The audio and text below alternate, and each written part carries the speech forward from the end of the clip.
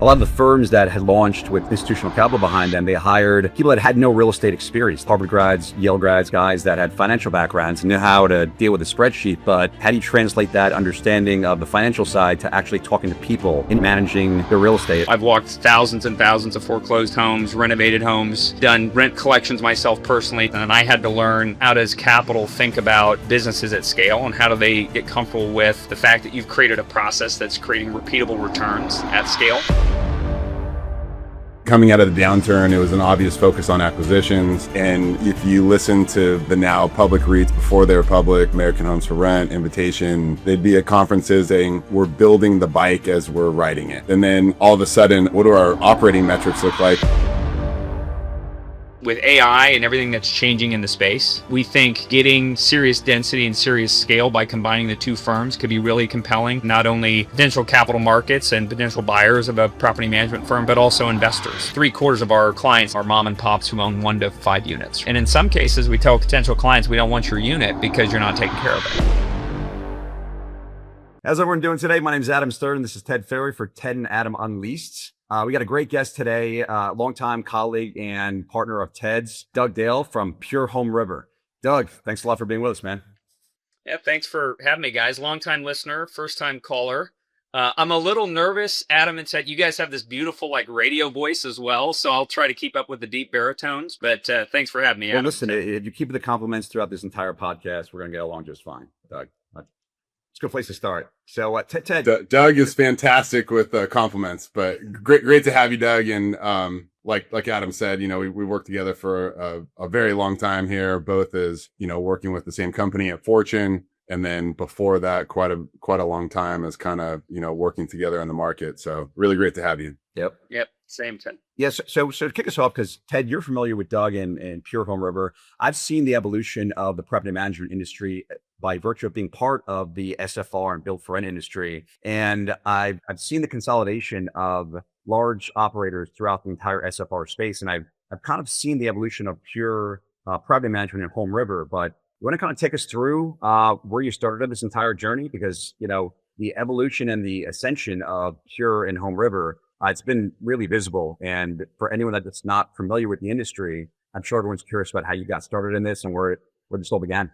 Sure. Yeah, happy to do it. I'll try to keep it brief, but happy to answer any questions. So HomeRiver Group was started. I co-founded it with my partner, John Hirschfeld, who's now chairman of Pure HomeRiver, and a private equity firm called TZP. We also had 2 other co-founding property management firms, one based in Florida, one based in Boise. That business started, HomeRiver Group started kind of with a thesis that as institutional capital was coming into the space, there was no really national solution, non-franchise national solution for institutional property management or really retail property management. So our thesis was kind of twofold. One was as institutional money comes into the space, they'll need a third-party property management platform that has operating leverage they can take advantage of. So one of the recurring themes that we had as we got to know the institutional investors is that they weren't going into markets unless they felt they could get sufficient density to operate.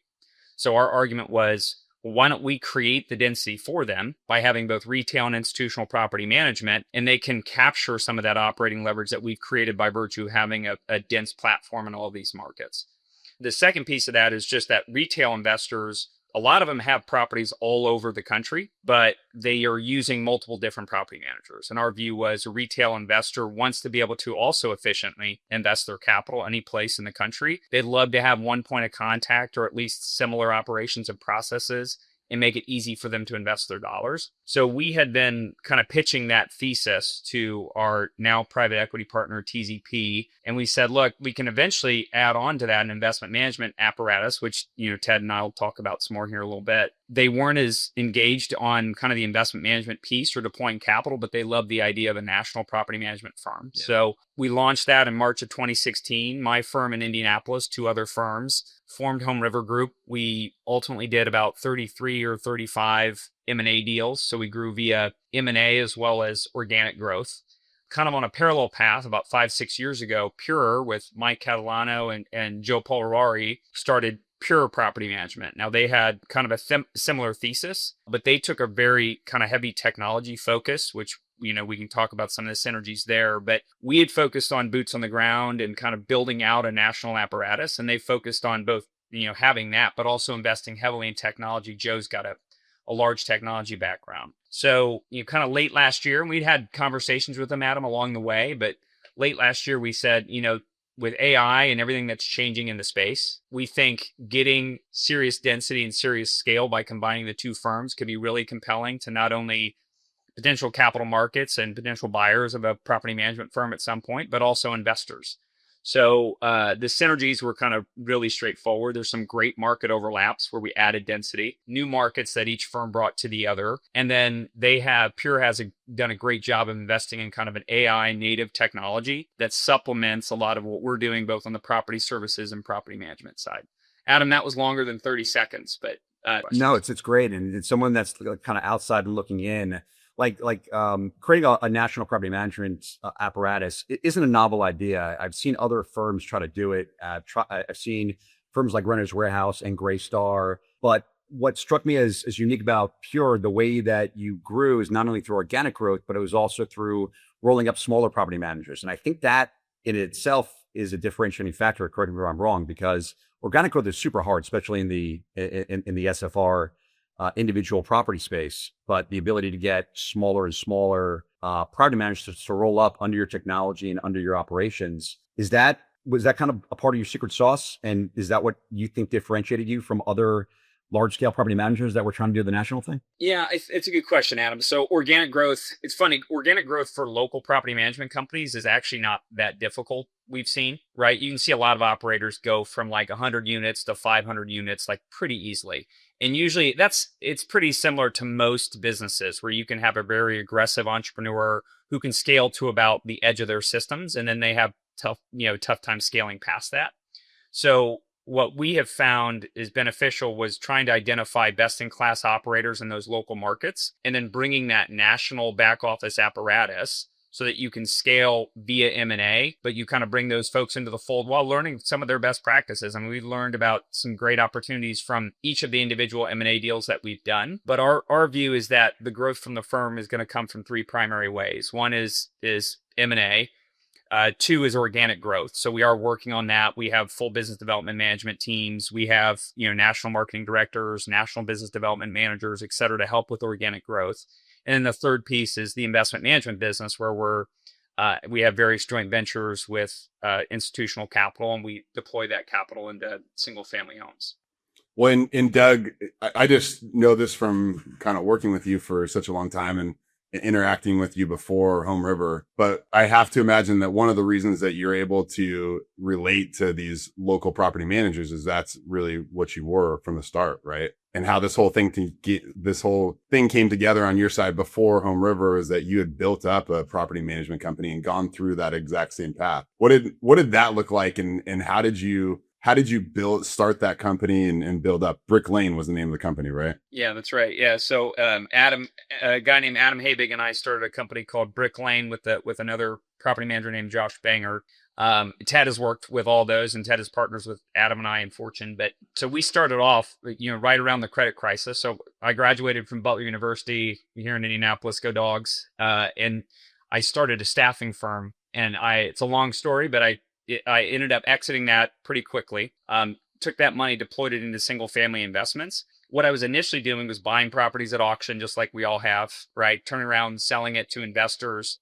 What inevitably started happening, though, is a lot of those investors were saying, we can't find a good manager. They kept asking me to manage the units that I was selling. So I ended up adding management. I was managing capital both for, friends and family that wanted to be exposed to the space. And then I started managing properties for folks I had sold properties to. So I had scaled that, like Ted mentioned, from ground up. I think we got it as high as maybe 600 or 700 properties before we launched HomeRiver, but we had probably sold thousands of homes. And actually I met Ted because Ted was scaling True at that time. And I did some buying and some management for Ted. He was tough, by the way, Adam, very tough to work with, for the record. Doug, I think that first portfolio, the infamous Indy portfolio that we flew out to come and take a look at, it was about 400 properties. I think we're only about $1 million off on our purchase price. So yeah, don't believe him when he said I was tough. Well, it's interesting, Doug, because when I started in the institutional SFR space, what I experienced was a lot of the firms that had launched with institutional capital behind them, they hired people that had no real estate experience. They were all, Harvard grads, Yale grads, Ivy League guys that had financial backgrounds and knew how to deal with a spreadsheet. But the thing that got lost in my interactions with them was like, how do you translate that understanding of the financial side to actually talking to people? In your case, actually managing the real estate outside of all the things you're looking at in terms of numbers and metrics on a spreadsheet. So it's interesting you came from actually being a property manager to launching a larger scale property management platform. I think it's actually probably easier to come from that perspective because you understand the nitty gritty of it versus just the financing side and the number side of it. Did you find that, or did you find that you were able to run circles around some of the other guys that were trying to build property management infrastructure in the space that didn't really understand the real estate space the way you did? Yeah, thanks. Yeah, it's a good question, Adam. And I have noticed that. And it was funny because the space, as you guys know, right, the space started with, private equity and large capital coming into the space and just decide, hey, is this a trade or an operating business, right? Hey, home prices have been dislocated. They're selling at a huge discount. And thank goodness that capital came in. I think most people would argue it helped set a floor on a falling housing market and helped start stabilizing prices. I think that's something that sometimes gets lost in the conversation around institutional investing. But all of that those were folks who were really good at raising money and identifying an opportunity. And then I think it's just common with most industries. You have kind of early mover capital, and then you have folks who understand the operation and the business who are then understanding how to raise large buckets of capital. And I kind of fell into that second one, to your point, Adam. I've walked thousands and thousands of foreclosed homes, renovated homes, done rent collections myself personally, done all of those pieces. And then I had to learn kind of how does capital think about businesses at scale, and how do they see or get comfortable with the fact that you've created a process that's creating repeatable returns at scale. So you kind of had to learn that piece. But I think we've seen that sort of across the country too, right, Adam? A lot of the folks that we've dealt with who started off kind of similar to all three of us, kind of on the ground, right, and then got introduced to capital, and now they've started to scale their platforms too. Yeah, I agree. And it's kind of where we are in the cycle.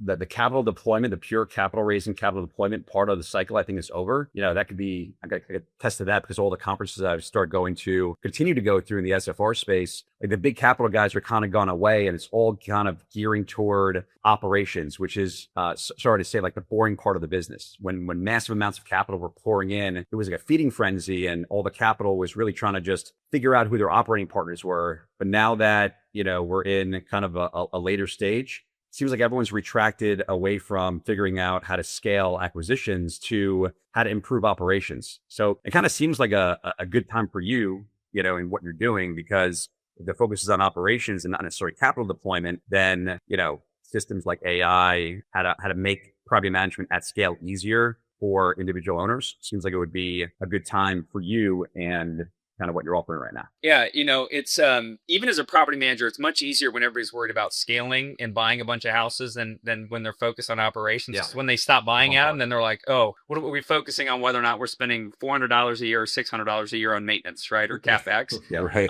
Property management is such a tough business, right? Yeah, it's small margins, a lot of hard work, but it's so critical. And it's certainly not the most romantic piece of real estate investing, that's for sure.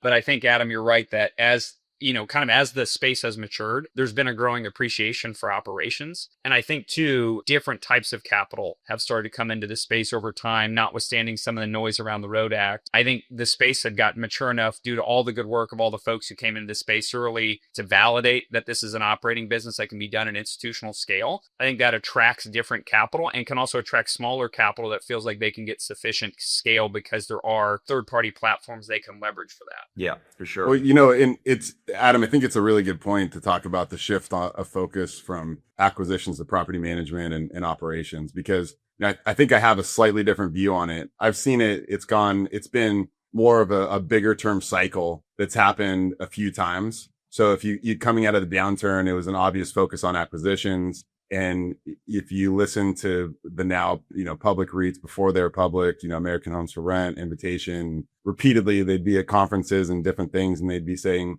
things like, we're building the bike as we're riding it. Right. And, so that was really about acquisitions. And then we got through that acquisition cycle. the shift was, just like Doug, like you mentioned, all of a sudden, oh man, what do our operating metrics look like? Institutional investors, bond investors and everybody that is buying the public shares and everything, they're very focused on our operating metrics, and we have to actually make money. And so they shift to focus on operations. That cycled back as you got into more of the easy money time, back into acquisitions. And then again, you had to focus on operations because you flood in the portfolio, and then it's just it requires an evolved set of operations, especially if you're, growing a platform all of those times. Right.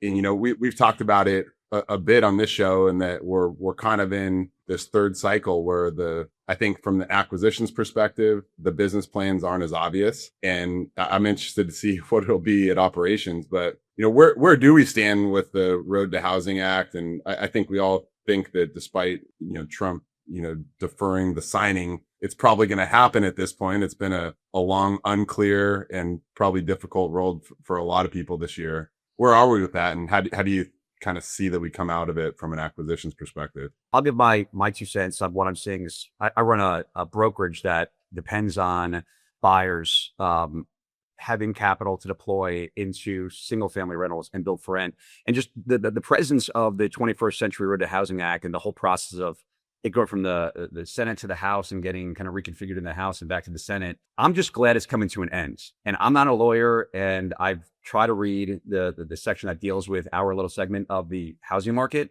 And the sense that I get is there's language in there that can be interpreted in a number of different ways. But from my perspective, like in terms of just finding buyer capital that wants to buy assets, I think the temperature from my side is they're just glad we're coming to the end of the road, and there's going to be definitive structure in which they can actually look at the words and understand what their risk is. And just by coming to the end of the process, that's freeing up capital to go into the space. Now, if you have thoughts on the actual provisions of how this is going to affect buying activity, I'd love to hear it, because I talk to buyers that are not worried about it. They're deploying capital as usual, according to their respective strategies. I've got other ones that are still pencils down because they're scared of the legislative headwinds that are ahead of us, not knowing where the whole business goes if they try to scale past a certain number. So you got thoughts on that, man? I'd love to hear it.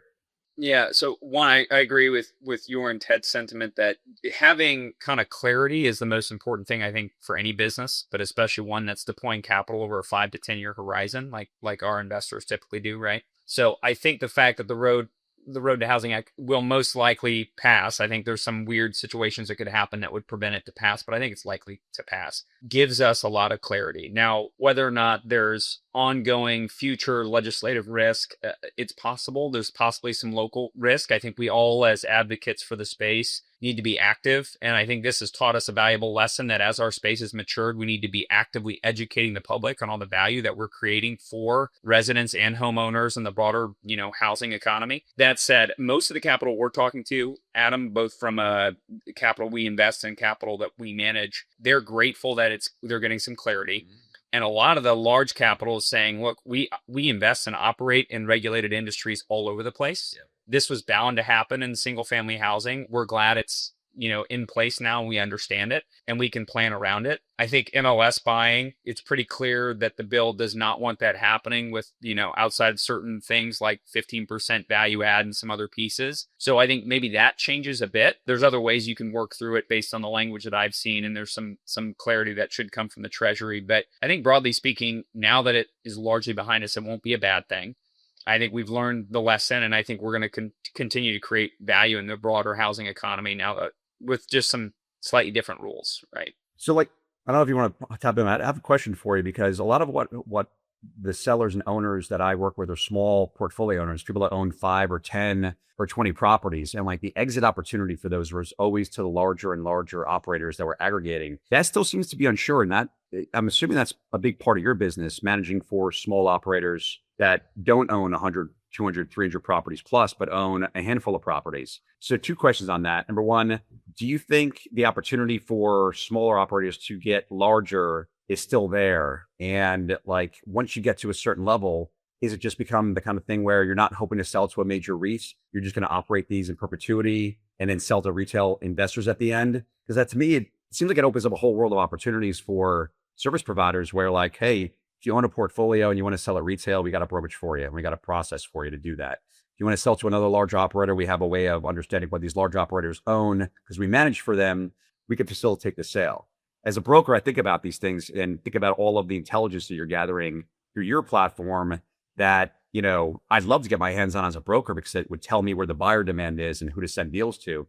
Seems like you have all of that kind of wrapped up into one platform that you're using to manage homes. So are you thinking about any of that stuff in terms of like ancillary businesses or where property management can eventually go beyond just managing to say brokering deals, deploying capital for other capital sources, or anything beyond that, like financing or any other service verticals in the space? Yeah. So on kind of your first question, I still think people can scale past 350. Although I will say this, like the vast majority of kind of, let's call them professional investors, don't get up to 350 homes, Most right? don't. Without, Yeah. they're going to have to start raising a serious amount of equity and understanding how to put debt around it. So I think people can still scale. I still think there's ways for them to sell into single family REITs or large institutional investors, though a lot of the folks we interact with kind of on the professional side who own like, call it 50 to 200 units, I think a lot of those folks have either a lifestyle business at that point, or they're operating those homes and they're assuming they're eventually going to either sell them to the residents or just sell them vacant retail. Yeah. Though we do see some kind of mid-sized trades happen in that space where it's like somebody's buying 50 units from somebody else, right? And that's probably doable kind of at that size. As far as ancillary revenue opportunities and ancillary services for our clients, absolutely. We've probably not been as intentional as we probably should have been as we've been scaling the business as far as bringing financing solutions to our clients,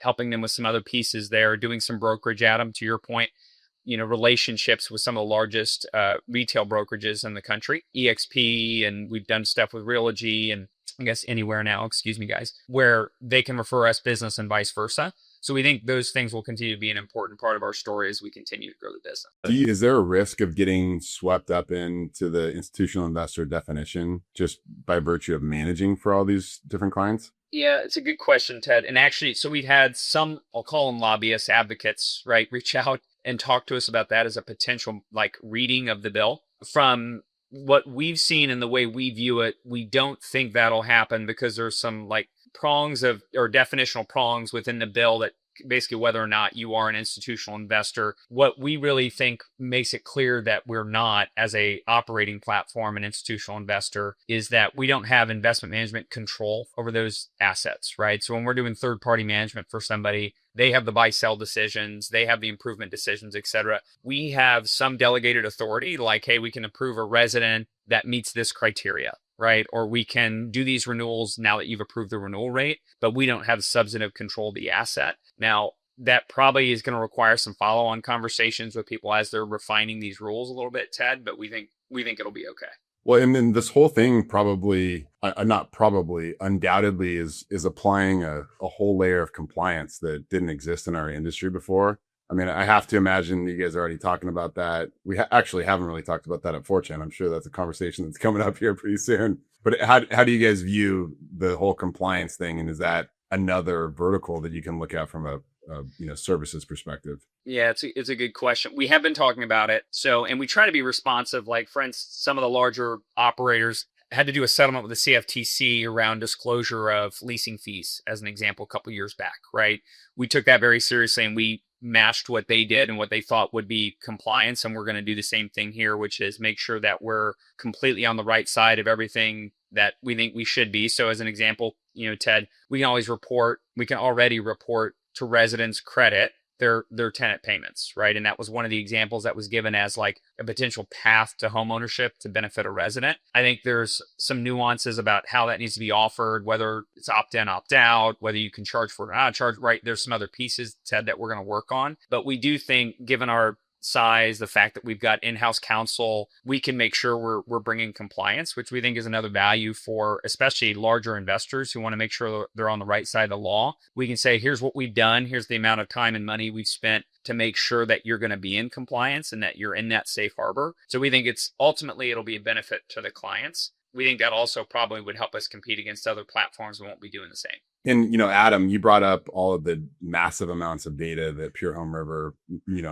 must be sitting on. I think when you start to talk about compliance, I look at how can the government even identify who owns 350 or not? Yeah, that's my And, question you know, too. there's been Yeah, right. I mean, I didn't there's know. been a few huge efforts, right, to like match up and, you know, try to figure out who owns what. But even very designated and well-funded efforts, I think still fall short on being able to exactly map up, you know, who owns what. I don't even know where I'm going with this question because it just, to me, it just seems like a huge cluster. I mean, Adam, how do we work through that? Or do you think it's even possible for the government to regulate on that? I don't know. I couldn't get my federal tax refund like within like a 4 month span, so I don't really trust the government to do anything very efficiently. But it's a big question. You guys are on the property management side, but if I understood that right, Doug, you also have an arm that deploys capital for investors that buys properties. Is that right? Are those two separate entities or two separate companies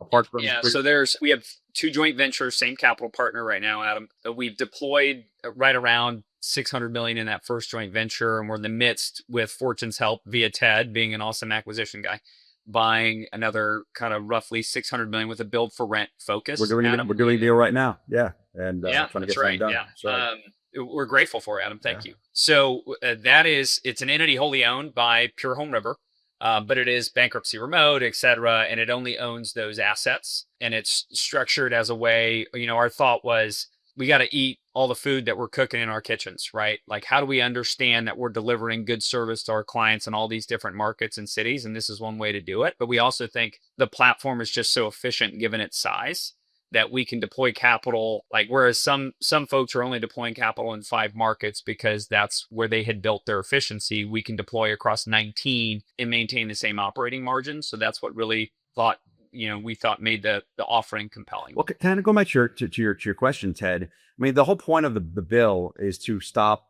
institutional investors from competing with everyday home buyers and free up inventory, which will hopefully make pricing more affordable. So, like, you know, the more I listen to what's going on with the bill and the activities of firms like yours and others that are still operating in the space, I tend to wonder: does this come down to like it being essentially a legal structure issue for companies looking to deploy a large amount of capital in the space? And like, is that where it's going to land? So like institutions still get to buy certain kinds of assets.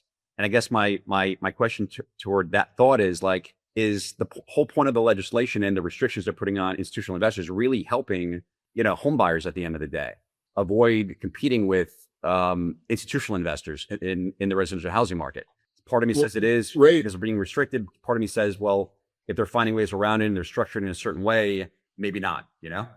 Well, yeah, too. I mean, it almost becomes like a separation of the haves and the have-nots again, right? We find ourselves in a lot with as a result of what happens politically. And so you have a lot of existing really large investors. It doesn't seem like that there's going to be anything that precludes them from continue to operate as long as, Doug, as you mentioned, that they don't buy off the MLS anymore, I think, which is the direct competition with owner occupants, right? But then on the smaller investor side, and you mentioned that even the most professional investors don't typically have 350. But does this stop movement upward above 350?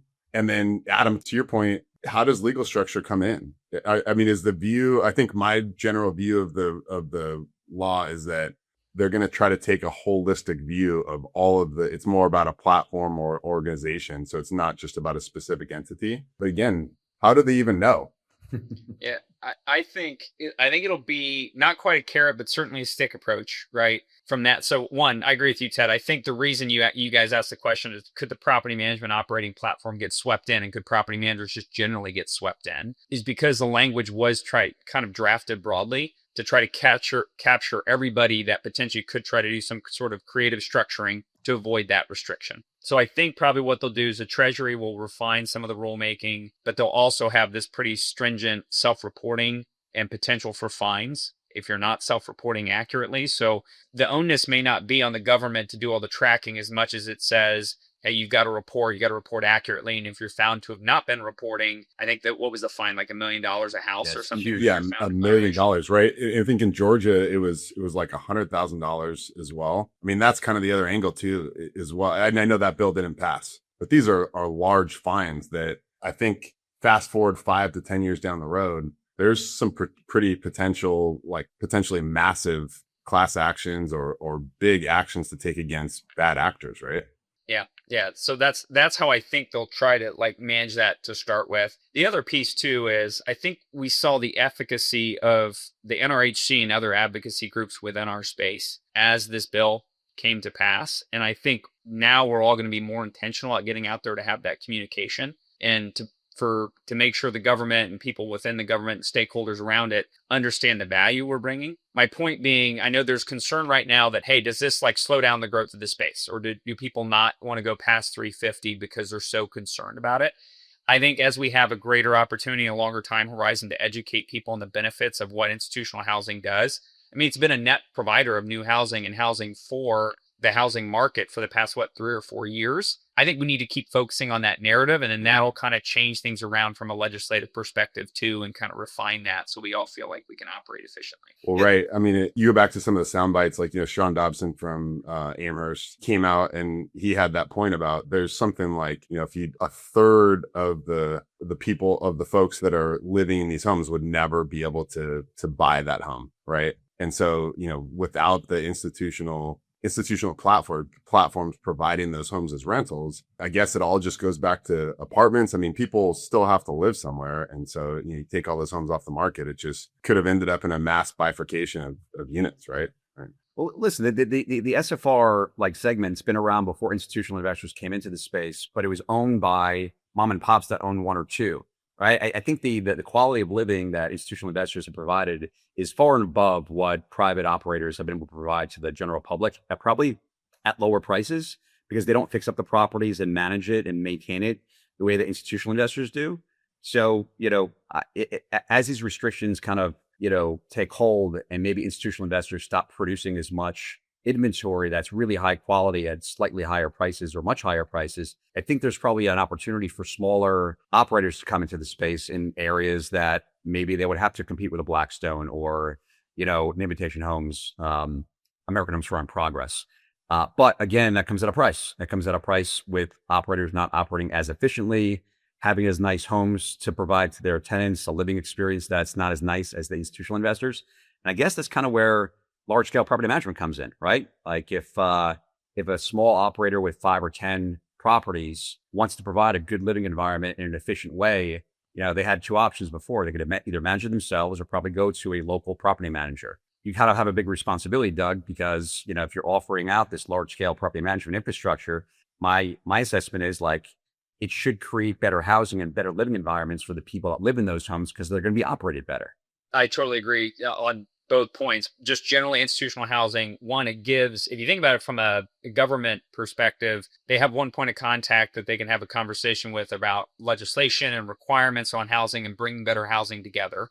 And they're responsible. I've never sat in a meeting with any institutional capital where they're looking to cut corners or edges and not provide quality housing. They know ultimately that's the best thing to do for a business long term. It creates residents that want to stay in the homes. Retention is a key piece of all of these investments. So they want to deliver a good product and a good service. From our standpoint, we try to educate retail and institutional owners. 3/4 of our clients, Adam, are mom and pops who own 1 to 5 units, right?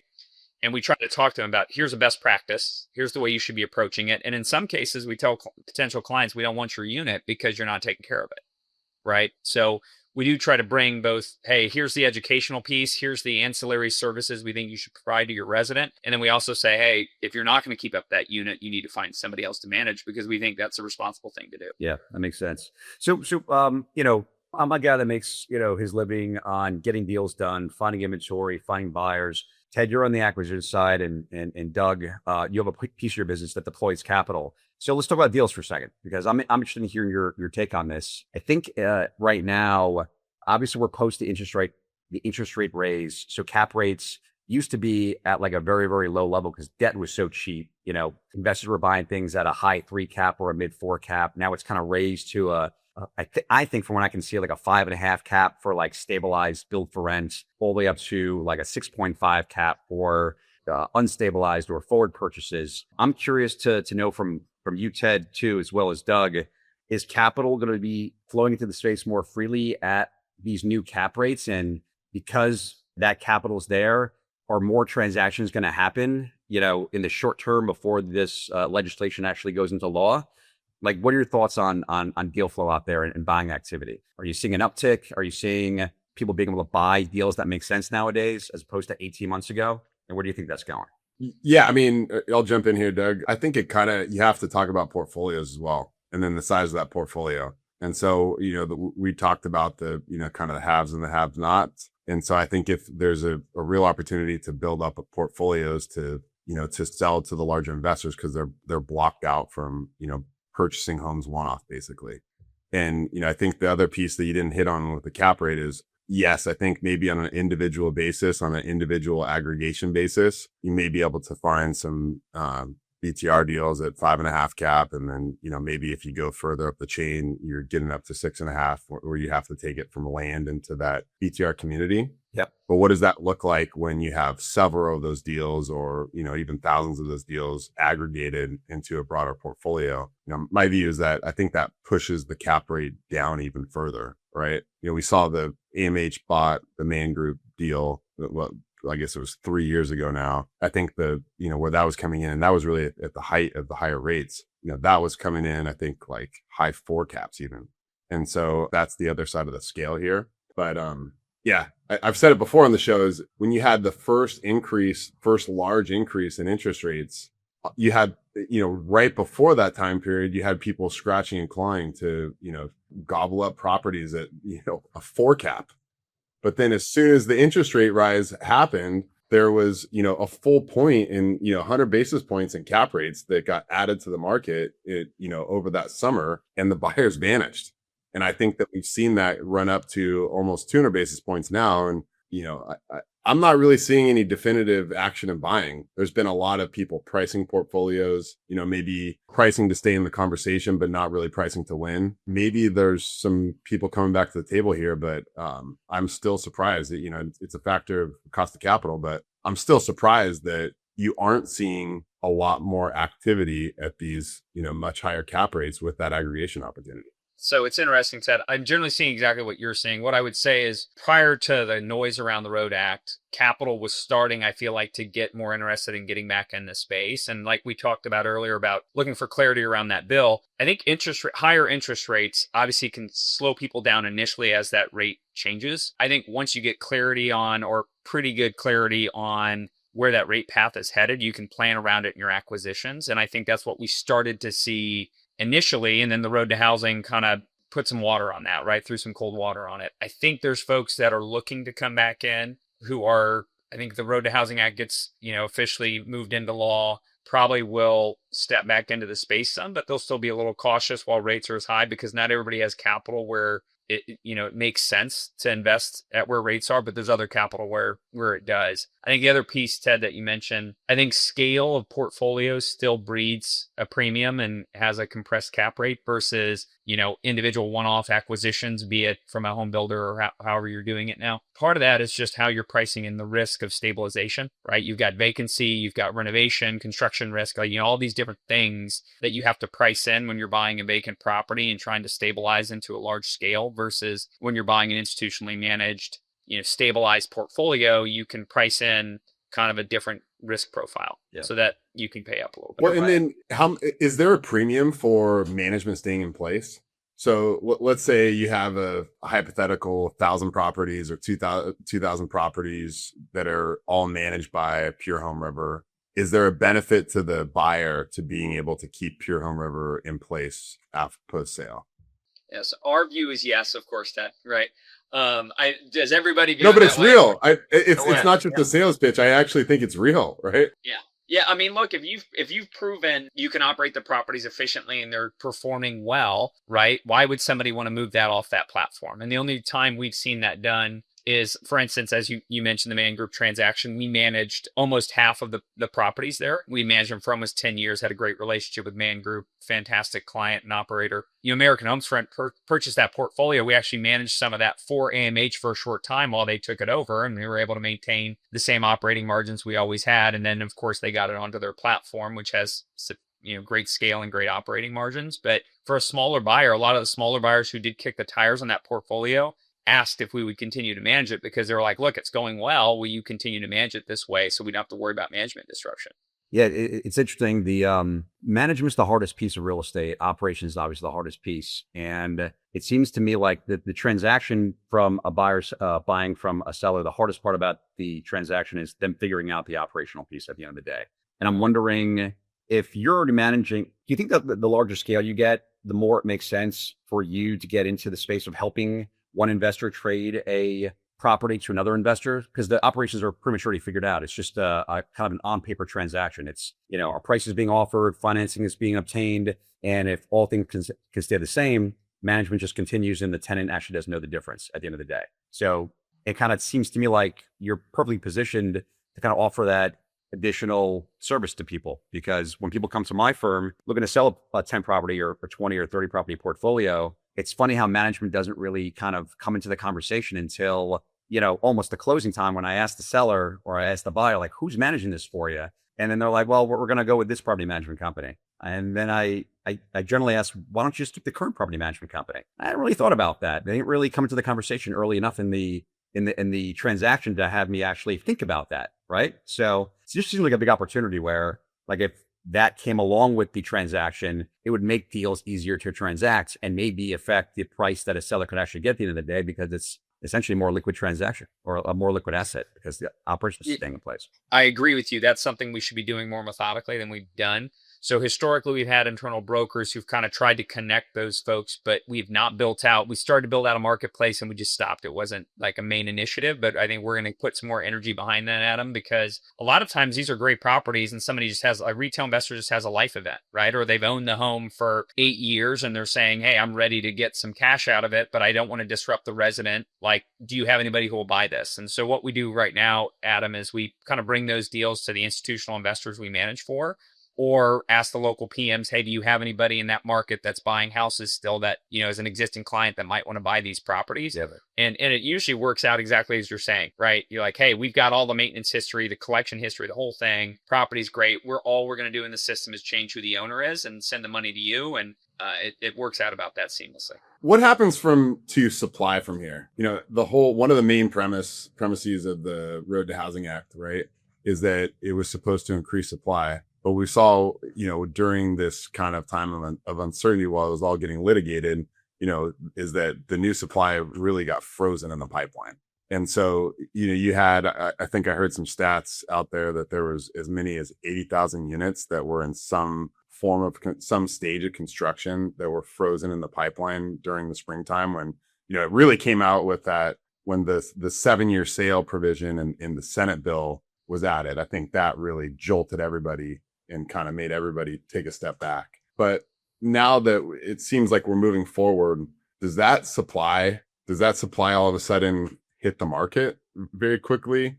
Are we going to see a time period where you have less supply, and so that you might have some actually rental rate increases for a little while, or because all of that part of the supply was kind of stuck in the pipeline? Or what's your guys' thoughts on that?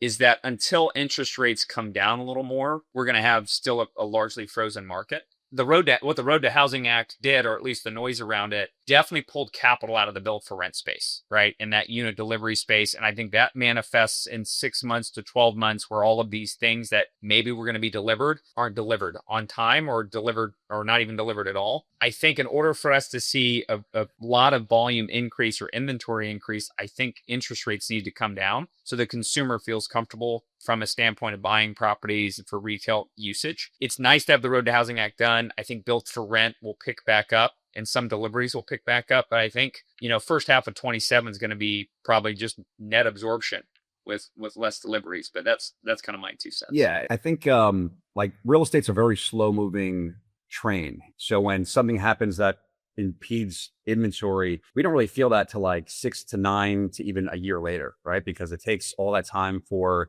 inventory to be built, come in the market, make its way to either being for sale inventory or a rental inventory. I think the one thing the Road to Housing Act has really hurt is the amount of rentals that are actually being produced, whether it's built for rent or whether it's, just scatter site individual rental properties. Like over the last 10 years, we saw like a massive increase in the amount of professionally managed single family rentals that are available for people, will that have families or, in some cycle of life where they want a good living environment. I kind of think, just from my perspective, like less of that inventory is being produced. My assumption is rental rates will end up going up.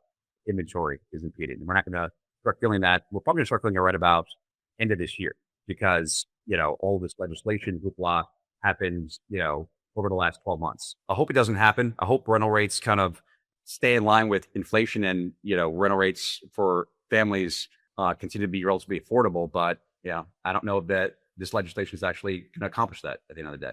Well, right. And then how does that all look from a geographic perspective too?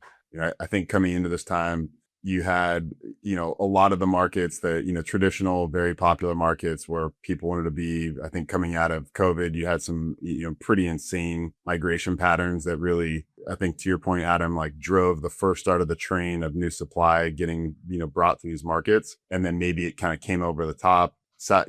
Central and South Florida, I think was one of those places, even, a lot of places in Texas, but we were already starting to move through some of those cycles where, like a place like Austin, which was, I think, massively oversupplied for a second, is now, I saw a John Burns analysis come out recently. It's the most well-priced, housing market in the country.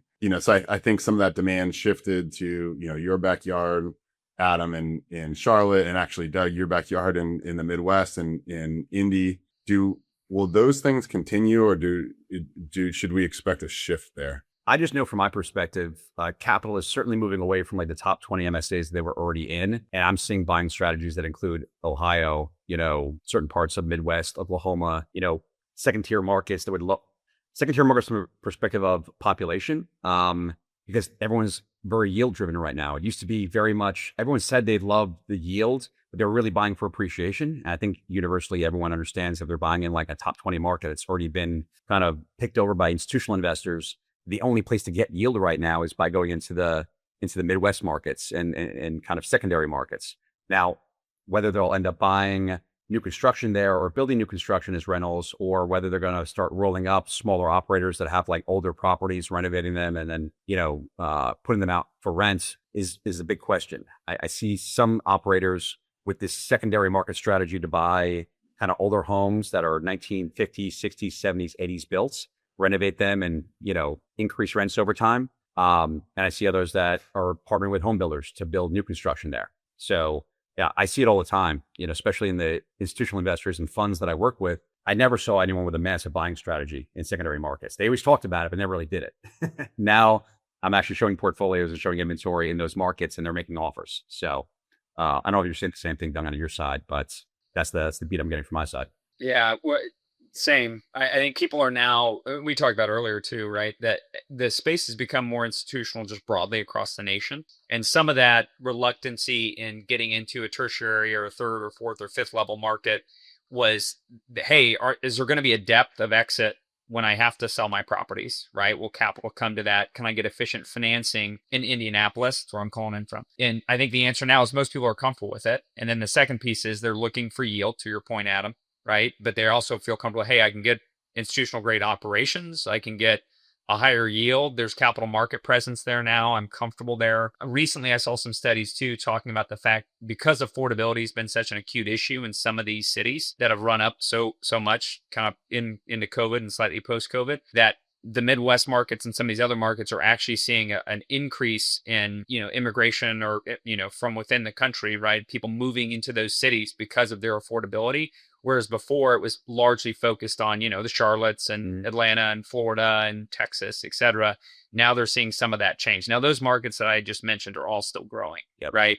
And people still have a view on that. But I think the Midwest markets are going to see a continued pickup. I think as people move into those markets, the most prevalent inventory there are like, older homes that haven't necessarily been managed or operated very well by current operators. So like if I was going to bet on a growth industry, it would be like renovations and maintenance, because if someone's buying a home that hasn't been renovated in the last 20 years and they want to increase their rents by $200 or $300 and can't do that until after the renovations are done, like that piece of it, that's different than property management, right? Like, I guess that's a good question for you. Is property renovations and repairs separate and apart from property management? And are they like two different things in your world? So it's a good question. So we've always felt like you have to provide, cradle to heaven services at HomeRiver Group. And we've kind of helped bring that to Pure HomeRiver. So we have a national property services head She used to run renovations for a portion of Zillow's iBuying operations and had other institutional experience. You have to, in our view, you have to be able to renovate and stabilize properties, and you have to be able to do the maintenance on it, et cetera, as part of the property management and property services overall, like suite of services to really be effective for a client. Like I think you're talking about those capitalized expenses. Like I'm not talking about ongoing like repairs, but like when you buy a property, you're doing a certain amount of upfront capitalized expenses to make the property improved, right? So you can rent it out. Are you talking about that on the forefront, like the capitalized expenses plus the ongoing maintenance and management? Yeah, so thanks for adding clarity there, Adam. So yeah, we'll do, for some institutional guys, we'll do $20,000, $30,000 renovations up front. Okay. So they'll purchase a property that needs substantial amount of renovation. We'll do that renovation and then place the resident. Then once the resident's placed, we'll be doing, just like most national platforms or institutional operators, we have a 24/7 maintenance service, right? Call center, et cetera, to be able to address any resident concerns, make sure we're doing that promptly and efficiently. And I think that has to be, in my view, that has to be part of a national property management firm to be effective. Now, there are some like smaller local property managers, Adam, to your point, they just won't do that. maintenance or renovations, right? It's They're like, kind of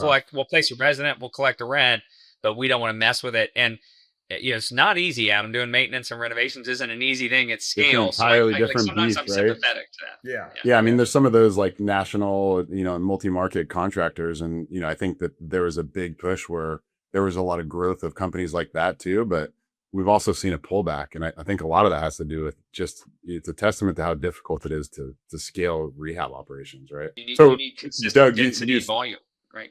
Go ahead. I like your phrase there, cradle to heaven. Yeah, that's a John Hirschfeld. I stole that from Hirschfeld, by the way, Ted. So okay, credit to him. I think we need to move towards bringing this episode to heaven. So I'd like to thank you, Doug, for joining us here on Ted and Adam Unleashed on EverResi Media. Adam, always great as always to talk with you, and hope to see you guys here again sometime soon. You're the man, Ted. Doug, thanks a lot for being with us, man. Yeah. Thanks, guys. Enjoyed it. Appreciate it.